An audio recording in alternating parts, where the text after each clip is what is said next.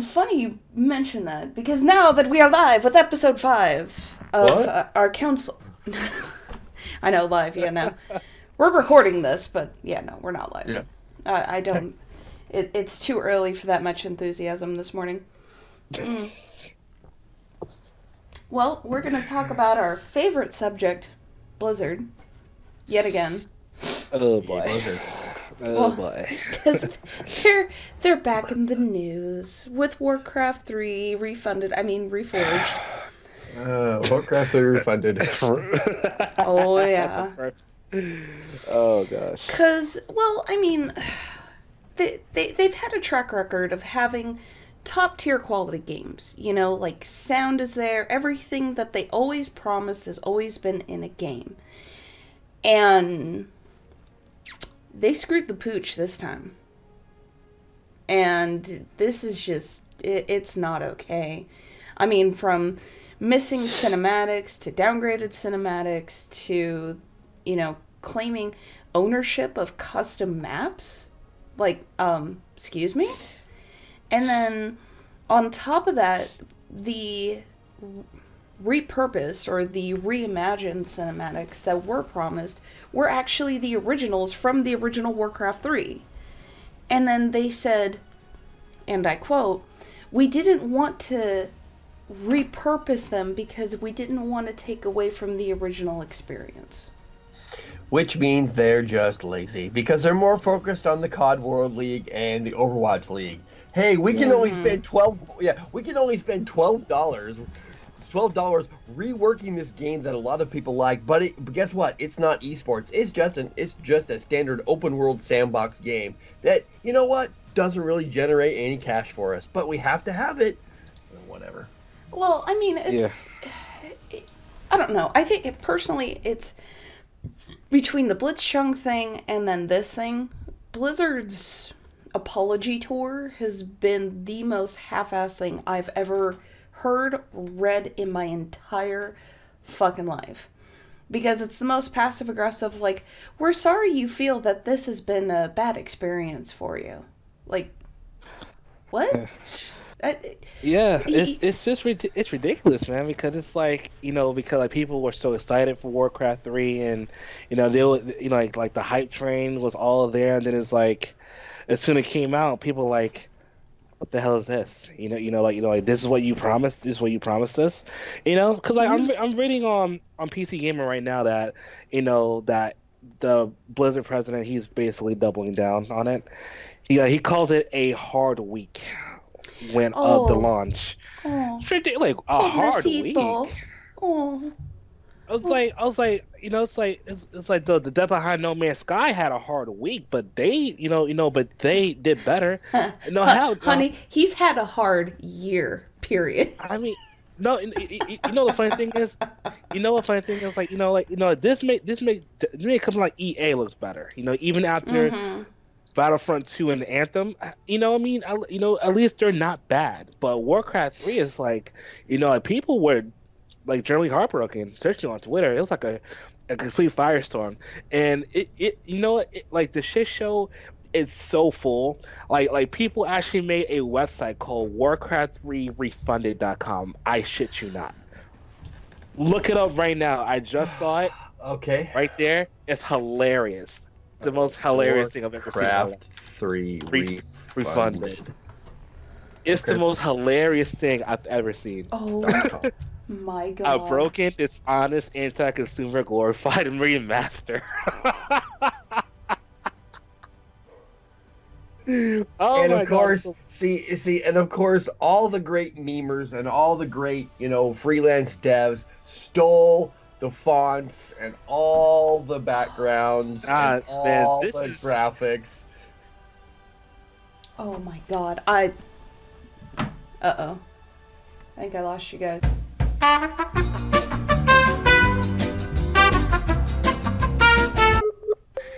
Oh, there we go. We're back. Yeah. You guys like freeze framed for me for a hot second. I was like, was it that dramatic? No, like honestly, this is meme of the year, 2020. Oh yeah, definitely. Like, nothing will ever top this. Give it time. We're only in February.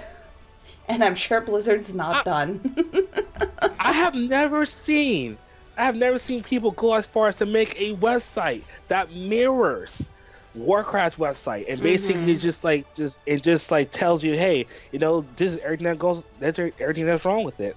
I mean, they even do like non-revamped cinematics, like you mentioned earlier, and it's like, Jesus, man. And see, here's the thing I like about it though. It's like they lay out everything that went wrong, like from the, like the cut features that they were supposed to add, the anti-consumer practices, the non-revamped cinematics, and if you made a custom map, they own it. You don't.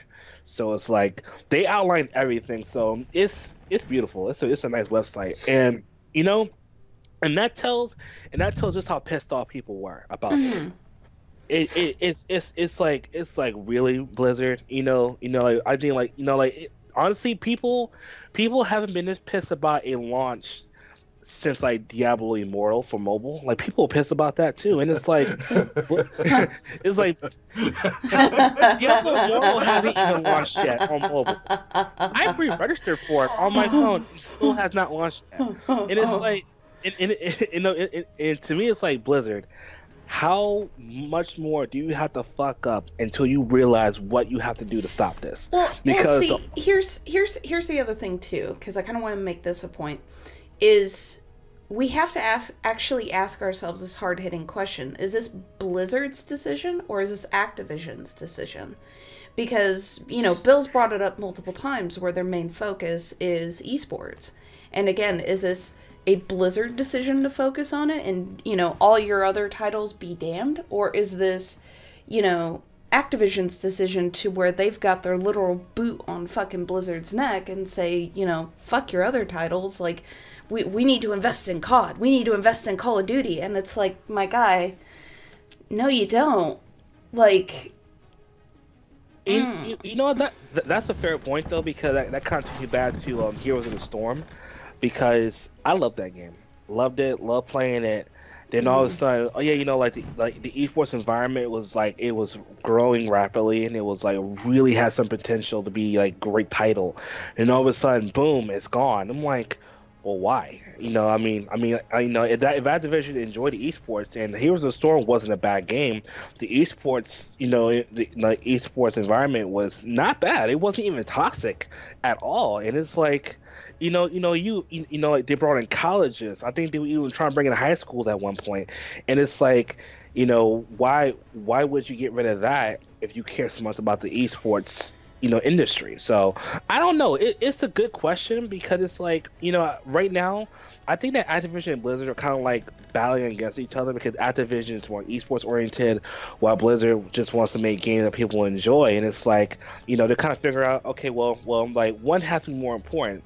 And I think that with Warcraft 3 Reforged and with Diablo Immortal, I really think that sooner, if not later, that Blizzard and Activision are going to have like a really big shakeup, because I see it coming. What's kind of funny is I could see you had to think about it to not say refunded instead of reforged.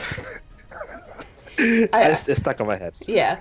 Well, the one big thing is with Heroes of the Storm, like all the other games that have come after it, it's supposed to be the League killer. It's supposed to stop League of Legends. And I'm like, okay. Here, the main problem with Heroes of the Storm was that there was no carry potential. You didn't have that superiority feeling, to where it's like, okay, you're carrying this team to victory. And it was kind of like League of Legends Mario Party, if anything. Which I know I see that. Yeah. I see that, though. But the thing I like about Heroes of the Storm was it kind of felt like teamwork was more necessary, because right. like in like in League of Legends, I mean, yeah, you have some of the greats like Fager, like Sneaky, like Bjergsen, that make the superhero plays, and that's great. It makes for great viewership. But at the same time, with Heroes of the Storm, it was something different. I mean, it probably wasn't gonna be a League killer, but it was the closest thing to it that Blizzard made, and during my time playing it, honestly, for me, I had to learn how to play the game from scratch, because it's like I tried jumping into the game like I normally do with a game I played before in the same genre, and it was like I just got lost. And I mean, with Heroes of the Storm, it had so much mechanics I've never seen before. You had items that you can use to help boost you up. That wasn't really pertaining to your kit. You had like other items that kind of boosted up your abilities, or like temporary boosts like that, similar to League of Legends. And it's like like if you played around your teammates, the items could kind of like resonate with each other, and it was something that it was like completely nothing I've ever seen before. But I mean, you do have a point though, because when it comes to viewership, people want to see the fantastic plays. People want to see the holy crap, how did he do this? When they want to see 1v5s, they want to see outplays, 200 IQ plays. So I definitely see what you're saying, and it just sucks that games like that didn't get the proper attention, that it needed, from Blizzard. Right. But see, like here's the other thing to kind of circle back to it, and this was kind of the theory I was trickling down, so to speak, is if they were going to do that to Heroes of the Storm, what was going to be the next title? And honestly, I was kind of leaning that they were going to cut StarCraft next. And I thought if they cut StarCraft, they're done. They're absolutely fucking done. And they knew they couldn't do it. Right. So, okay. So the reason why Heroes died is that because it was the reason why Heroes died is that it was a response. It wasn't. It was a response to League and Dota. It didn't try to innovate from those games. Right. So essentially they were trying to cannibalize a market that already existed. Anybody in business knows that if your startup pitch is this market is X big and if we can get even 10% of that, we will survive. Any investor knows that's an immediate no. Now, StarCraft. So when you look at it deeper, think about this. What are the most profitable games for Blizzard? It's COD, it's StarCraft. It's also Hearthstone. Okay? What do those three games have in common? They've been around forever. Okay? So right now Overwatch is not necessarily doing well. Now, you can say they have all this money and all this press. Great. But when you fire on-air talent or let them go, I guess, it just shows that you're trying to save money. So what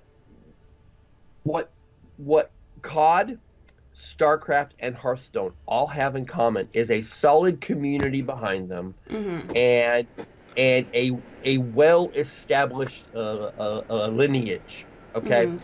The reason why people are pissed off about Warcraft 3 is because it's been around forever. It has an established community, and they have expectations. Okay, and Blizzard didn't meet them. Now we can say Activision is, doing this to Blizzard, whatever. The truth of the matter is that Blizzard has four of the most enduring games of this generation in their pocket. Okay, and they're trying to make them current. They're trying to make them work today, by throwing a bunch of money at it, throwing a bunch of innovation at it, and they're not respecting the communities. Okay, because in the end, if you don't have players, you don't have a game. If you don't have a game, you don't have any profits. That's why when I apologize for not remembering the name. When that champion of Hearthstone, I forget his name, said what he said about the Hong Kong protests, and then Blizzard goes in behind him and fines him and takes his prize money and is talking about suspending him. The community throws a fit, and then what do? oh yeah, wait a minute, we got to be careful about this because without a game, you don't have players. And if you don't have, without players, you don't have a game, and without the game, you don't have any cash. So in the end, the players won. Mm-hmm. So keep that in mind, because for all the hype and for all the love that we think that COD has for the COD World League, there's only 8 teams. Mm-hmm. Okay. Overwatch just expanded. China spent $50 million on 2 teams. For $25 million for 2 teams. Okay, what does that tell you? What does that tell you? It tells you that China is trying to corner the market right now. Mm-hmm. And because of their massive player base. Mm-hmm. And so because American players are so vocal, because they can be, Chinese players cannot, they'll get stomped on. That's how that country works. Because American players have the voice, they will bring up this crap and go, Blizzard is just chasing cash, which is what they're doing right now. Mm-hmm. We hate it, but it's the truth. Oh, yeah. So just remember that, is that you got to have the community behind the game. Those 3 titles, StarCraft, they will, what they, so first StarCraft, they will never shut down StarCraft because StarCraft and StarCraft 2 are as far as the Korean I'm trying to say, as far as the Korean community goes, they are that game is baked into their DNA. Oh, so yeah. when they made StarCraft Remastered, that was to appeal to a specific segment of the community that wanted a certain kind of game to play a certain way. Mm-hmm. StarCraft 2 is this deeply complex game of chess. Right. Absolutely. That a lot of people love. They will, as unfortunate as this sounds, that's why Warcraft 3 looks the way it looks, is that they are more worried about the individual communities behind these competitive games than they are with Warcraft 3. And that's just the truth. Yeah, I can see that. Mm-hmm. I also think more so they won't shut down any of the StarCraft games in general, is because that's, their lifeline, that's their blood, I mean, you look up, the history of esports, and the very first game that's brought up is StarCraft. I mean, stadiums were built in homage to this game, people came out in droves, and it was just the most mind-blowing fucking thing of all time, but it's like when, we talk about how, Blizzard's chasing cash. Well, I hate to dumb it down like this. Duh. It's right. Like with any business at all, any influencer, anybody who's trying to make a living, of course you're going to chase cash. Because that's what you want. That's what you need. That's your lifeblood. That's the American dream, so to speak. You know what I mean? So, when people are saying, well, they're just greedy.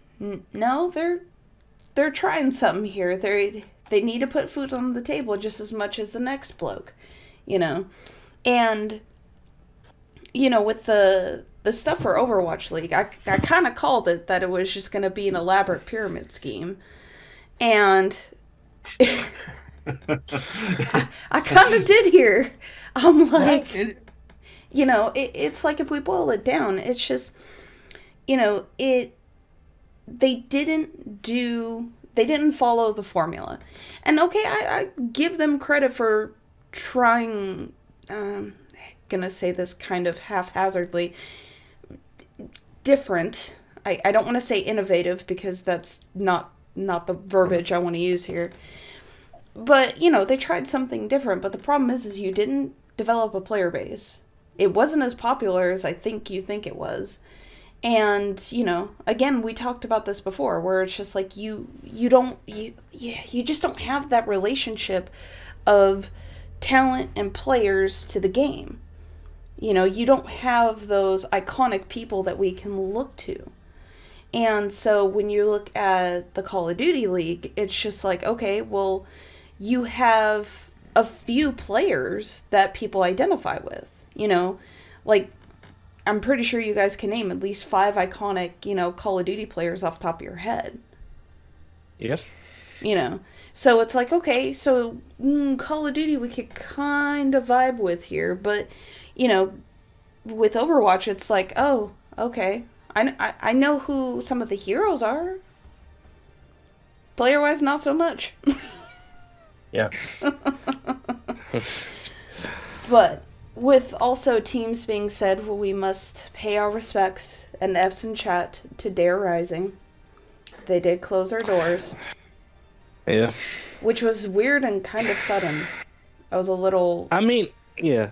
Well, with Dare is that, you know, I mean, with all long-lasting organizations, you know, there's gonna come a time where, you know, the top of the chain, you know, they get to a point where it's like, well, maybe I don't want to do this anymore, or I want to do this, or maybe I'm too old for this. And with Dare, like I mean, if you know, like running an organization is harder than it sounds, you know, and like eventually either you get tired of it, or you know, or you want to move on to other things, or you just get burnt down completely. Right. And that, I mean, and I think that's what happened with Dare, you know. I mean, like, you know, just like, you know, and it's, and honestly, that's like a natural thing for esports organizations, though, you know. And I'm guessing that, you know, the owners didn't want to, like, you know, give it to someone else, you know, keep the reins, because like Dare is like a very well-known brand in, you know, gaming, and I'm pretty sure that the owners didn't just want to, like, you know, hand the reins out to somebody, or pay the pipe, couldn't find anyone who they wanted to take over. So yeah, it is really bad, though, because, you know, like, Dare's one of those first organizations that a lot of content creators now got their start. Oh yeah, because it was all the sniping montages from Call of Duty. Yep. But the thing is like with, I think with any business in general, and it's not just exclusively to esports organizations, it's kind of hard to pass the torch, so to speak. Yeah. You know, like one of the most iconic hobby shops around here called Bobe's, they just recently closed down not even a week ago, and they've been in business for over 40 years. And I was thinking, well, you know, you would want to keep that going, because anybody who is involved with, you know, miniatures or models, words are hard sometimes. Oh yeah, absolutely. So I call it OPS, is what I suffer from time to time. Bonus points if anybody knows what that is. So it's like, I always think, like, you want that name to kind of carry on. But if you think about it, and if you're really attached to a name or to a business or to a brand, it's like you have to kind of ask yourself the hard-hitting question of, do I want to see somebody take my legacy, you know, my brand, and do I want to see it continue and possibly be twisted, or do I just want to be like, all right, I'm done, that's it, I'm out? Yeah, you know, and it, you know, and I mean, that's for, yeah, like I said, for business in general, you know. I mean, like I mean, like, it's ever so, you know, it's ever so noticeable in esports, though, because like, you know, when you look at some of the great organizations like Dare, like Obey, or even like someone like Red Reserve, FaZe, you know, those are brands that a lot of kids today, they know, you know. I mean, like, you know, even Optic, when Hex was, you know, was CEO, and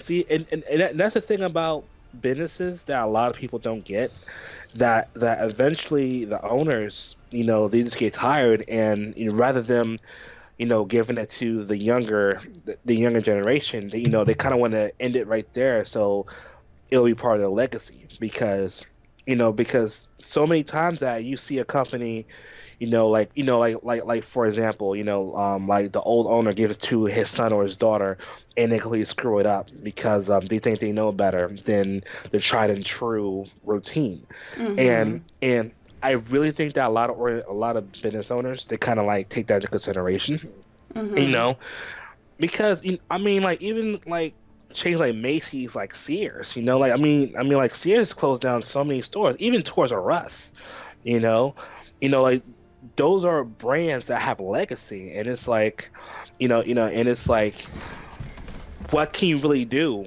to preserve it? They just shut it down altogether. Fun fact, I actually used to work for Sears, and I was hired on 6 months before everything just kind of went to hell, so to speak. And it was... I don't know how to put it without sounding too much like an asshole, so I'm just going to go with it. It was kind of a dick move, because instead of it being like an announcement or, letting people know first and then, telling the media, so it was kind of that same day type of effect, we had to find out through the news. Oh, yeah. Oh, yeah. Like, and we, from time to time, we had, like, meetings and stuff, like, especially because I worked in the automotive department, like, because I did oil changes and shit like that. We would have, like, meetings, or we would have a moment to talk with our service manager. Nothing was said. Instead, how I found out was because one by one, I saw a bunch of my associates starting to walk out, and I'm like, and they had a piece of paper in their hand. And one of my coworkers, I was like, "Hey, what's going on?" And he goes, "Oh, they're letting everybody go right now." I was like, "In the middle of a day? Like, what?" And so I walked in, and because I was a part-time tech, I got $68. $68 fucking dollars. I was like, "Are you kidding me?" Nope, $68, and I was told to have a nice day. Yep. Wow. And we had just found out, like, I think it was like the day before, they were like, "Oh, Sears set to close X amount of stores." And I was like, wow, we're kind of fucked. That kind of funny though, because like one of my good friends, he worked at Sears, and like he kind of found out the same way you did though. And he was a full timer, and I remember, nothing like a week later, we went to the mall, because the Sears was in the mall, and we went to Sears. It looked like a damn ghost town in that thing, man. Oh, like, yeah. I'm like, it was like, it's like end of clearance sales, like, clearance, like all like store closing, no, honestly, it took me back to like when Blockbuster was closing down and everybody was buying VHS and video games. It felt like that, and. and I mean, and that kind of ties back though. It kind of ties back to like, when it comes to a business though, because I mean, as a company like Sears, like that goes down like an infamy that a lot of workers find out that, that the place that they worked on for so many months, years, is now just it's nothing anymore. Stores closed, and you gotta find a job while you're unemployed, which is a pain in the ass. Well, that kind of to kind of circle back to that, I think that's another reason why it kind of added to the ire of people being upset with, like with Warcraft 3, was because you had this timeline of like, okay, so Project Red is delaying Cyberpunk. Okay, so Final Fantasy is getting delayed and delayed and delayed and delayed. And people were okay with it for the most part. I did see a little bit of backlash about it. Like a little. Just a tiny bit. And for them to just kind of throw it out there like, okay, it's ready, go. I'm like, Blizzard, you're not EA. You can't do what you did with Anthem. You can't just push it out to the world and be like, okay, and then very quietly announce a second anthem. No, that's not how this works. That's not how any of this works. Yeah, you know, and I could see Bill's just like, oh, sweetie. yeah, you know, and you know what, and I think with Blizzard, I think you know, I guess they're kind of like riding a high because like BlizzCon didn't turn to the witch hunt that I thought it was gonna be. You know, it was actually received positively. You know, But that's because they didn't have a choice to announce the things that people wanted the year before. You know, like, oh, okay, we're gonna announce announce. God, yeah, you know, damn, words are fucking hard. No, and you know, it's like so we had Diablo Immortal, which was just a repurposed mobile game. Okay, let's go with Diablo 4. Woo! And it's like, okay, but You know, now you're having the similar issue of, okay, so now we're having a Star Wars situation to where, okay, well, Last Jedi wasn't that great. No, okay, well, here's Han Solo, and it's like, no, stop it. You know, and see, the thing about the Last Jedi, the last Jedi, you know, and honestly, I really think a lot of companies are kind of feeling that pressure now. You know, because like back in the '90s or early 2000s, you know, you could just push a game and, you know, and was whatever. You know, social media wasn't a thing yet. You know, all you had was news and tabloids. But now, you have media firestorms pop up because of a few people on Twitter, you know, tweeted their experiences, and also another problem is that Blizzard with releasing, well, you know, announcing Warcraft 3, you know, they tried so hard to please players. It's like that's the wrong way of going about it. That's completely the wrong way of going about it. You know, like you should have, you. In my opinion, if I had it my way, I'll definitely have like some kind of, have a time where everybody from Activision and Blizzard sat down with the audience and basically like, hey, let us know what you feel, and let us explain as to why we thought our actions were the right way to go. Don't. Well, on that thought, Bill, correct me if I'm wrong, but isn't that a basic business practice to figure out the? So. Okay. So, Because I'm like, wait a minute, wait. You have to be careful when you ask people what they want. Because there's a quote from Henry Ford. He said when he invented the car, if you had asked people what they wanted, they would have said faster horses. Okay? Mm-hmm. So just remember that what people think they want is not always what they want. And if you're gonna make a game by having a popular vote, it rarely works out, because when you open yourself up like that, you're giving every individual the perception of, oh, my opinion matters, and in the end, it doesn't. What matters is making the most cash you can. Okay, so what does that currently look like? It currently looks like microtransactions. Mm-hmm. Okay. I keep making this comparison, and nobody seems to believe me, but I'll say it again. Esports and gaming is not like any other entertainment medium out there. Mm-hmm. Okay? Simply because when you have professional football, when you have professional baseball, basketball, those activities are technically open source. Okay? The same with the same with pro wrestling. If you get 9 guys, you can start your own promotion. Okay? You cannot start your own professional Call of Duty league. You cannot start your own professional league of any game without the permission of the publisher. Mm-hmm. Because a game is an intellectual property. Mm-hmm. Any other sport or any other entertainment activity is pretty much not. Mm-hmm. Okay? To make a game that people say they want, you're going to invest tens of millions of dollars into it. Mm-hmm.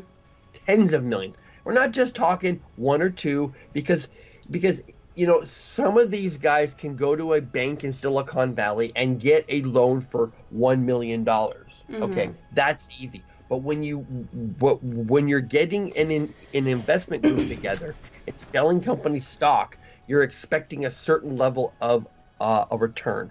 Right. So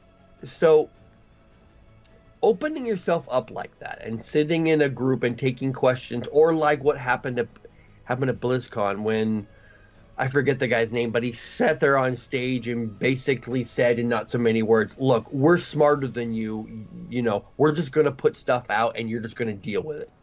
Oh, JL and Brack? No. Yeah, that guy with the glasses, whatever the heck his name is. Oh, no, that's Jeff Kaplan.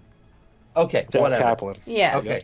So basically, he sat there and in not so many words, basically scolded everybody. Hey, look, we're Blizzard. You're not. Sit down. Mm-hmm. Okay. So what, you guys don't have phones? No, sorry. Go on. Proceed. Oh, God. So Blizzard has us over a barrel simply because they've been around long enough and they have the intellectual properties under their control, and they can pretty much do whatever they want. Mm-hmm. That's how gaming works. It's not like any other entertainment activity. Now, that being said, all these indie studios are developing these really fantastic games. But are they getting any traction? They're not getting the kind of traction that they think they should. Insurgency, Sandstorm, Splitgate, whatever new card game is supposed to beat Hearthstone. Okay, there's been about a dozen card games that have come out ever since Hearthstone came out. They were supposed to be the next Hearthstone, and they've all failed. The only thing that is left with any momentum is something older than Hearthstone. What is that? It's Magic the Gathering. Okay, so this is a long-term play, and at some point, it'll come down to what you'll have is an indie studio with a really good title and a really strong community, but not a ton of cash yet. And these larger companies with the money will step right in and go, hey, we'll give you, I don't know, $30 million, $50 million, $70 million, and you come work for us. That is what EA did with Respawn. That's what EA did. They saw this game. Oh, that's a really cool game. We should buy that. Yeah. Okay. Titanfall, I think, was the title that they bought. Right. They bought Respawn, figured out that Respawn's actually a pretty good studio, and they bought it because they can. So just remember that for all of our screaming and yelling, that in the end, EA and Blizzard and other large companies and they're smart to listen to us, but only to a point. They're going to basically say, this is what we're putting out because this is what makes us the most cash. And we're sorry that you're upset. Here's your game. That's pretty much what's going to happen. Game, Well, it's like with Dead by Daylight. They do the same thing, is to where they really, they take community input, but at the end of the day, they still got to make money. And so they will take the feedback to a point. That's the same thing Riot would do. They would take feedback to a point, because there's a difference between actual feedback and just bitching. Right. Thank you very much. Thank you. Yeah. Thank you. Yeah. Thank you. Because when you get that large, you cannot manage closeness at scale. The great thing about getting in early on a game is that you have the closeness. Right. That's the best part. But at some point, you hit a critical mass where you can't listen to everybody, because you'll have some people that like a certain feature and some people that want a feature that's completely counterintuitive to the feature that you've added to the game, and you're going to piss them off. But guess what? You just have to go with who in the end gets you the most cash. Oh yeah. Just to kind of put an example on that is, like, again with Riot, with League. There's so many people who re at the top of their lungs, the champions are not balanced, things are broken. And it's like, okay, but is it broken because you're bad, or is it genuinely broken because of a specific instance? It's the same. It's the exact same people right now in Destiny 2 who play PvP. They sound like Phil Hellmuth. Oh, I lost a poker hand. I can't lose a poker hand. I'm Phil Hellmuth. I'm Phil Hellmuth. I don't lose. Ah! Like, shut up. Shut up. Shut up. Shut up. You know, and not only that, but the people who run through content like water. And it's like, why are you whining about that? You're bored, nothing to do when you play the whole expansion in like 2 days. It's like relax, you know, like it's like, you know, people are like, well, I mean, I work and I have children, but I play it like a game that's not meant to be played for like 12 hours. You know, I mean, yeah, I know streamers do that, but it's like, come on, you know, I mean, that's your job, but, you know, but at the same time, it's like I said this on Twitter. Mm-hmm. Article that Paul Tasky made, you know, and I really like this article. And I told him, like, look, if you're whining about you playing the game and you whine about that you're bored about it, you made yourself that way because you ran through it. Treat a game like fine wine and not a shot of liquor, you know. Well, and, see, and Jay, that was a fantastic quote. I loved it. Yeah. Well, see, and here's the other thing, too. I'm going to shout out the Final Fantasy community for this. Final Fantasy XIV actually noticed that, and they did this quite brilliantly, was they put what they called endgame content, and they had, like, extra hard or challenge bosses. They have, you know, all these particular dungeons you can do. Like, during my streams, you can hear this clearly, is my husband actually practices some of these dungeons with his guildmates because they're that complicated that you have to be that coordinated. And it, like, he's on it for hours on end. Like, you actually have to look at content about how people did this particular dungeon or this particular boss because it has to be this particular way. And I'm like, that's so nutty. And then, you know, when you circle back to, okay, well, you know, with this expansion, I beat it in 3 days. Now what? It's like, okay, but again, you have to sip at it. You can't just shoot it, you know, like Jay said, like cheap liquor. You have to treat it gently. You know, you take it in spades. You take it in missions. You can't just be all like, okay, done. Now what? Yeah. And I can remember to another point where like Destiny, when it comes to first day raids, they have a modifier called contest, where it's basically like Final Fantasy 14 challenge bosses. It's a challenge mode where it's basically it drops you down your power level, and it's like everything just now hurts even more. And it's like people enjoy that for world's first, you know, like in World of Warcraft. And it's like now Bungie had, you know, they explored that with like some of these quests for weapons and armor and like that. But the thing is that you have people playing like, oh, it's too hard. You know, I should have to spend 10 hours doing this one thing, and it's like because there's a activity called Niobe Labs, and what it was you're in a small space where you need specific weapons, specific armor, you know, to complete different challenges in a certain amount of time. You know, to open up a secret area. And it's like, you know, in like you have streamers taking 12, 14 hours doing the same thing and couldn't do it, and people will claim on Twitter, it's too difficult, it's too hard. Like, oh, let me play the world's smallest fiddle for you. Yeah, you know, it's like that's the point. You know, even with the recent thing with quarter to time, you know, you're basically going to corridor looking for symbols and all that, you know, and it's like, you know, and it was something awesome, you know, and people complain about like, why is it taking so long? It's like, you know, it is. And see, that's the main issue with Destiny community. You know, you want something that's not too hard, but you don't want something that's not too easy, like the one of the exotic quests. What is this Goldilocks shit? Yeah, is that? Yes, that's what I'm calling it, the Goldilocks syndrome. I'm calling it that now. You know, because like couple weeks ago, there was an exotic quest for a weapon, right? Mm-hmm. You didn't have to do a mission. You had to go gather all these kills. You simply had to go to this a PvP area and look for clues. And it was like and people complain about like, that's it. That's all you gotta do. Like, look.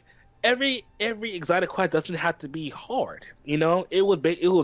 Basically that was a lore quest for you to understand more of the story, because a lot of people don't understand that Destiny is a lore-based game. Everything in Destiny pertains to lore, even PvP. You know, like even like things like Iron Banner, Crucible. Pertains, even trials are pertain to PvP, and it's like to the lore, and it's like people like, oh, you know, we want more of these things in PvP. But it's like Bungie already made a PvP heavy game. It's called Halo. You know, there's a reason why they let 343 Industries, you know, take over. You know, because they want to do something new. Now I have to ask this though. Where did the crayon meme start with Destiny? Okay. So you have to understand the classes. So you have warlocks, hunters, and titans. Right. And titans are just these big, thick. They're perceived as dumb creatures, and they eat crayons. So as someone who is a Titan main, I'm like, I love crayons. Crayons are bad, and so I just like took it to the next level. I made this. I made that graphic that I put on Twitter. The Titan love languages, and I'm like, you know what? If people are gonna accuse me of eating crayons, I'm gonna eat all the crayons, and I'm gonna find this. I'm gonna find the glitter crayons, and I'm gonna eat those, and then I'm gonna buy an extra large box of crayons, and I'm gonna eat those because crayons are awesome because I'm a Titan.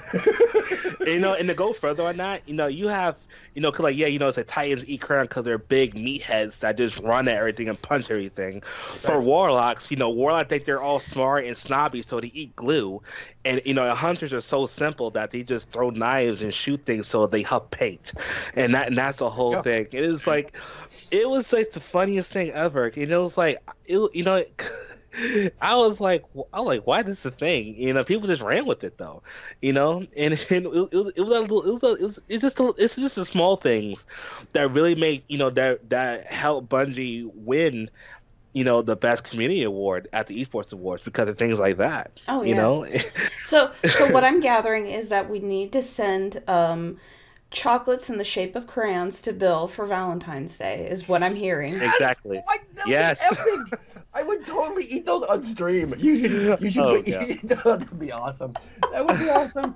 Oh, that'd be awesome. Since I'm a hunter main, I have paint. What I'm gonna do is that on stream, I'm gonna find like an empty paint can, wash it out, put chocolate syrup in it, and like put food color in it, and just huff it during stream the whole time. That's what I'm There you go. There is like a white chocolate version of Nutella, so I think you can make that happen. Oh my god. All right, so apparently I need to go to the grocery store after this and acquire a few things. But to kind of wrap it up, about Destiny community, so it's like what communities in general is that, you know, if you want a challenge, you know, then and they give it to you, you can't complain on challenge that the mountain's too steep because you want to climb. You can't you can't complain where it's like, I want to learn this new thing I've never done before, and then whine and say, I can't do it, I keep falling over. It's like a challenge is there for a reason, and it's like if you want something and someone gives it to you, don't be like, that's not what I want. That's you being a diva, and I mean that's the issue that game community has in general. You know, they think they want something, but it's not really what they want.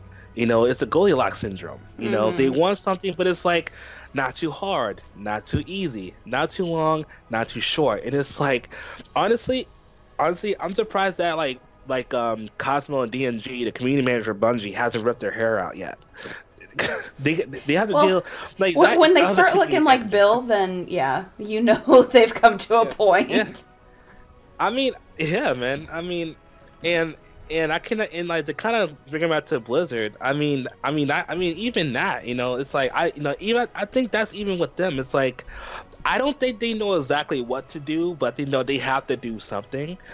And with the Warcraft 3 Reforged, it's like, bro, you threw a Hail Mary and it didn't. A couple of people went for it, but it fumbled. Oh yeah, absolutely. Yeah. So now I wish I could be a fly on the wall on an executive meeting at Activision Blizzard and be like, what the hell do we do now?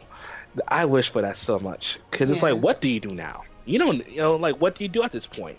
You still have Diablo Immortal that you have to release. Oh, honey, let's not bank on Diablo Immortal.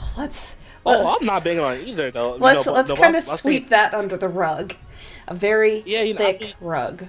but at the same time, it's like that's something that they got planned. So it's like, well, you can't just announce it and then scrap it because of your screw ups. That's not how things are gonna go. And it's like the Overwatch League and Call of Duty League, who knows how long that will last? Because a game called H1Z1, they had a pro league, lasted for one season, disappeared altogether. And it's like, so now all eyes are on the new season of Overwatch. Like season 3, right? Season 3, if I'm not mistaken.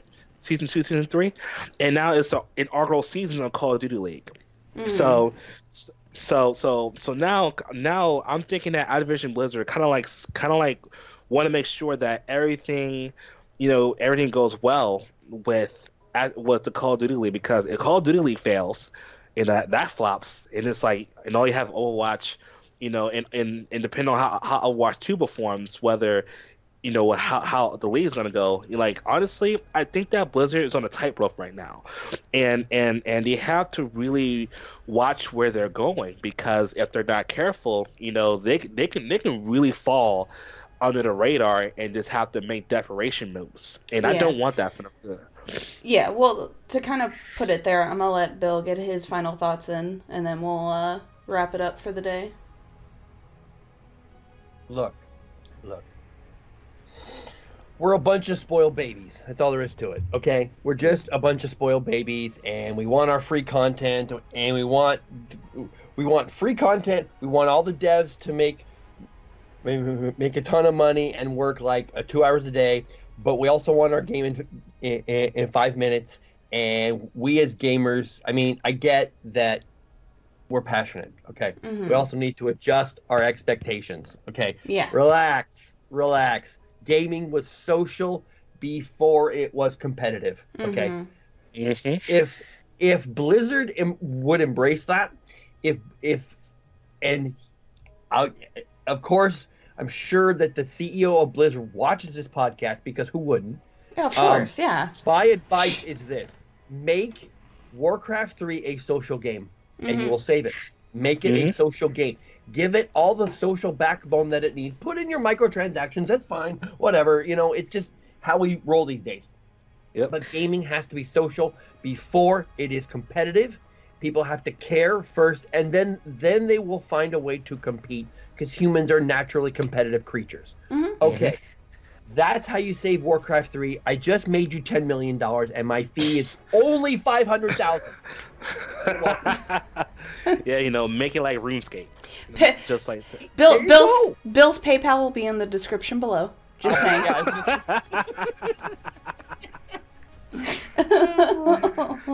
Oh gosh. Blizzard, make it happen. Just saying. Just saying. I'm not saying. I'm just saying.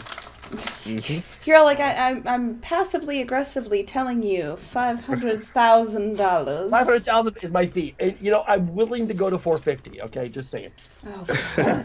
It's like, I will meet you at E3. That's right. Meet you at E3. I want the check in my hand.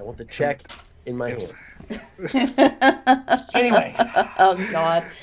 All right. Gosh. Well, gentlemen, before we start getting all silly and giving Blizzard way too much free thought processes about how to fix their shit, we will call it a day here. I'd like to thank you, gentlemen, for joining me for another episode. And Jay did jazz hands same time I did. That was really weird. All right. And with that being said, we'll see you guys on the next episode.